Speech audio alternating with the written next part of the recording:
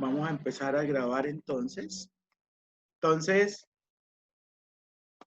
si habláramos un poco entonces de lo que hicimos la clase pasada, ¿cierto? Entonces, podríamos resumir varias cosas.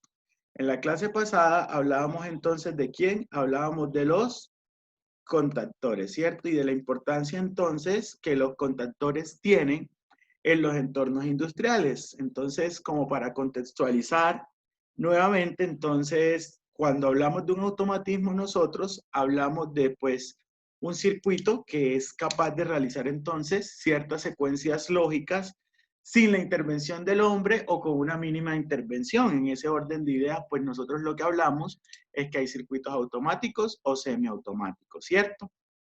Entonces, los automatismos se utilizan muchísimo, pues obviamente en el sector industrial, también en el doméstico inclusive, porque hay algunos servicios que en nuestras casas tenemos automatizados.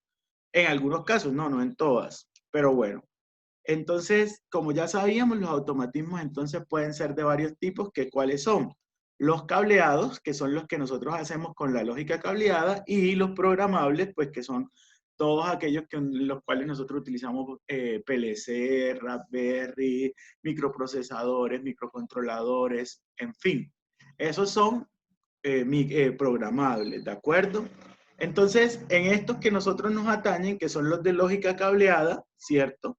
Entonces la conexión se hace a través de cables entre los diferentes elementos del sistema. ¿Y cuáles pueden ser esos elementos del sistema? Entonces ya en la clase pasada los mencionábamos y esos elementos podían ser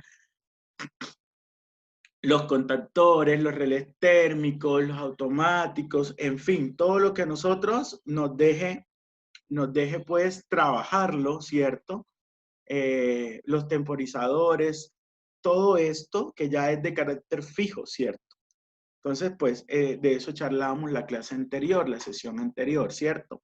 Y entre esos que aquí tenemos en la pantalla, pues entonces lo que estamos viendo nosotros en la pantalla son los contactores. Entonces, recuerden que definíamos los contactores entonces como dispositivos electromagnéticos, ¿cierto? Que pueden ser controlados a distancia para cerrar o abrir circuitos de potencia. Entre las principales aplicaciones que nosotros tenemos los contactores, sí se encuentran pues la de realizar el control de los circuitos de alimentación, de todo tipo de motores eléctricos. También se utiliza para alimentar otro tipo de receptores, como sistemas de resistencias, líneas de luminarias, en fin, todo lo que necesite control, por así decirlo.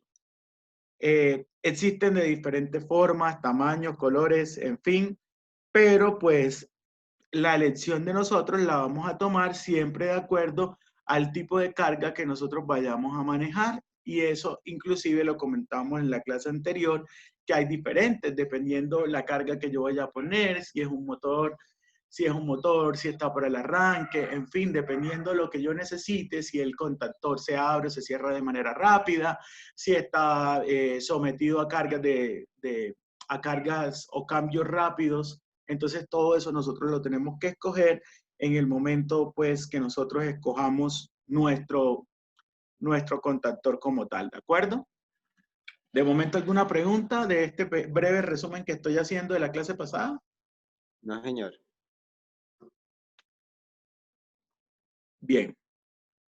Entonces, de la clase pasada también hablamos entonces que los contactores en general, ¿cierto?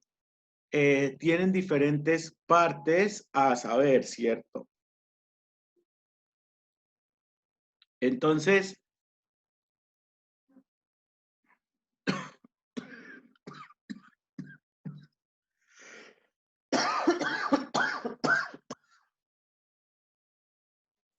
Todo está raro.